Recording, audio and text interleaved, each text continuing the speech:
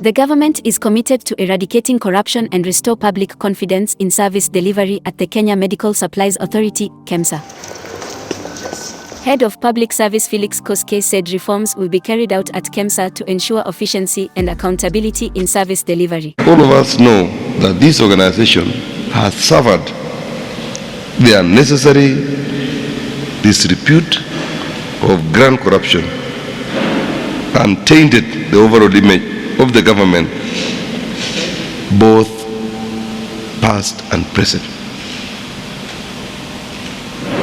You know that when people out there are talking about corruption, the name KEMSA comes in every other minute. This has been done like KEMSA, or it is not as bad as KEMSA, or this is worse than KEMSA. This has to stop. Mr. Chairman, Bwana CEO, Bwana PS, our good senior management sitting here, it has to stop, and you have to stop at once. We cannot continue seeing the good name of KEMSA being destroyed by the few elements, very few elements amongst you who are out to destroy this country in the name of enriching themselves through bribery, corruption, theft, fraud, and all what it takes to steal the money of government. It is unfortunate that the first series of significant anti-corruption actions by this administration are once again in KEMSA. It is unfortunate that as the new administration was walking in, the first call of duty in as far as stopping corruption on its tracks landed in KEMSA. He made the remarks at KEMSA Ultra Modern Warehouse in Embakasi on Thursday, where he met the authority's management and employees. Last month, His Excellency the President released the Principal Secretary for Public Health and Professional Standards and effected other changes within Kenya Medical Service Supplies Agency, KEMSA, and the Ministry of Health. His Excellency the President also transferred several Principal Secretaries and has since nominated 2 new replacements in due regard. His Excellency the President has pronounced himself on corruption with firm resolve. Though it takes little pleasure in disrupting his government in such a grave manner, he will not hesitate to take such action again for the sake of the great people and nation of Kenya. Present were Principal Secretary State Department of Medical Services, Harry Kimtai, KEMSA Chair and KEMSA Acting CEO, Andrew Malwa. As you all know, and I know a lot of you are very anxious around the people issues. Just about a year ago, we had over 960 people, and most of them were working from home. When we came in as a new board, the first thing that we did is to recall the 200 staff who are working from home. And right now, everybody is back in their stations. With that, we are rationalizing the staff here to ensure that we are left with the people who will help us drive KEMSA forward. Even if someone does not get a renewal, does not mean that we have issues with them.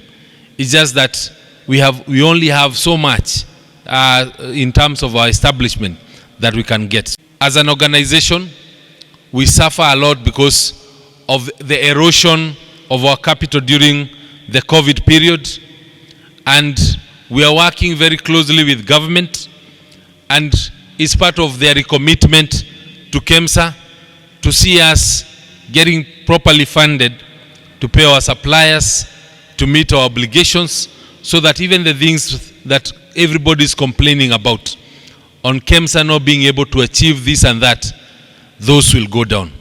But at the same time, we have to have systems to hold people to account. There is no money that we will be getting to go to people's pocket. There is no money that we'll be getting to be wasted. We will have proper systems that track from the beginning. If we have something lying around and it's slow moving, we need to know who ordered it, who made that requisition, so that at the end of the day, we'll start holding people accountable for their action. Issues of our image out there. I know all of you suffer the same. Whenever you tell someone you work at KEMSA, they wonder, the first thing they ask is whether you are a billionaire. And maybe you are not. I can't speak for you. So that's something that we all have to work together to ensure that we get the right image for KEMSA. And the right image cannot be built in the media. It starts here. Once we are able to create that culture through system policies, then it goes out through our performances. We have different stakeholders. We have the government, we have the counties, we have the donors, and all of them, there is something that we owe them. It is up to us to ensure that we satisfy our stakeholders. If it is counties, we ensure we uplift our order fill rates from the current 54% to anticipated 90%. If it is our donors and our partners, we have USAID, we have Global Fund, we have UNICEF and the others, we ensure that we deliver to them what they came for. And also, of course, to the ministry the same. If you look at the newspapers every time you read about KEMSA, the head of public service has come here to give us assurance that indeed the good work that you're doing should continue. He has also come here to tell us the facts the way they are and to inform you that if you are the one that is causing the bad name of KEMSA to go out there, then you are not in the right place. But just to give you the assurance, head of public, this stuff, I know they're very anxious. The reforms that are now going through KEMSA through the new board that you picked will touch some of them. But the assurance that you want to give them today basically is to tell them that if you've been doing the right thing, then you will be in the right place here at KEMSA. I want to give you the assurance from the ministry also, through the Cabinet Secretary, Dr. Susan Nakumicha. 1 month ago, she came to introduce to you the new board of KEMSA. And the assurance that is giving you is that the ministry will continue supporting the functions of KEMSA. The ministry will support the board of KEMSA in whatever decisions they are going to make. And thank you, Head of Public, for giving us the assurance and giving the board the assurance that you're going to work very closely with them so that you bring reforms to KEMSA.